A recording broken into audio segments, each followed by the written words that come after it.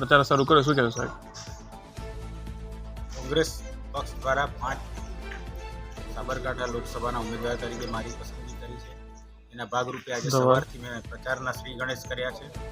સવારે 11 વાગે સાબરકાંઠા જિલ્લામાં કોંગ્રેસના આગેવાનો, પૂર્વ ધારાસભ્યશ્રીઓ, જિલ્લા પંચાયત અને તાલુકા પંચાયતના ચૂંટાયેલા સભ્યશ્રીઓ, પૂર્વ સભ્યશ્રીઓ સહિત તાલુકાની જિલ્લા કોંગ્રેસ સમિતિના આગેવાનો જોડે એક મિટિંગનું આયોજન કરવામાં આવ્યું હતું.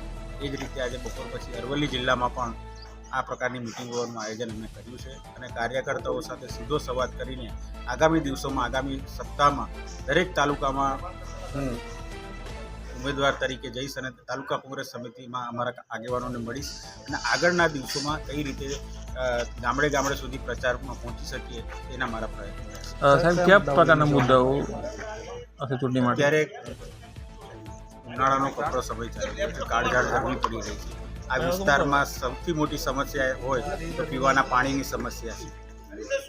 તમે જોઈ શકો છો કે બાયર હોય, ધનસુરા હોય, માલપુર હોય, મેઘરજ હોય કે ખેડબ્રહ્મા, પોશીના કે વિજયનગર હોય, આજે એ લોકોએ જે વાત કરી છે કે ઘરે ઘરે અમે પીવાનું પાણી પહોંચાડ્યું છે, પણ વાસ્તવિકતા એ છે કે કોઈ પણ જગ્યાએ પીવાનું પાણી પહોંચી શકતું નથી. આ યોજના સદંતર નિષ્ફળ થઈ છે. એના કારણે વ્યાપક ભ્રષ્ટાચાર પણ થયો છે અને પૈસા ચવાઈ ગયા. એ વાત પણ હું લોકો સુધી લઈ જઈશ. સાથે સાથે ભારત સરકારમાં હું મંત્રી હતો ત્યારે આ ચિલોડાથી જે હિંમતનગર થઈને ઉદયપુર હાઈવે જાય છે, તેમાં મેં 3-4 ફ્લાયઓવર મેં મંજૂર કર્યા. એ ફ્લાયઓવર આજે 10 વર્ષ પછી પણ ફ્લાયઓવરની કામગીરી હજી સુધી આ સરકાર પૂર્ણ કરી શકી નથી. મનમોહનસિંહ સાહેબની સરકારમાં જાહેરાત કરવામાં આવી હતી કે ભાઈ જેટલા બી દેશના શક્તિપીઠ છે એને અમે રેલવેથી જોડીશું.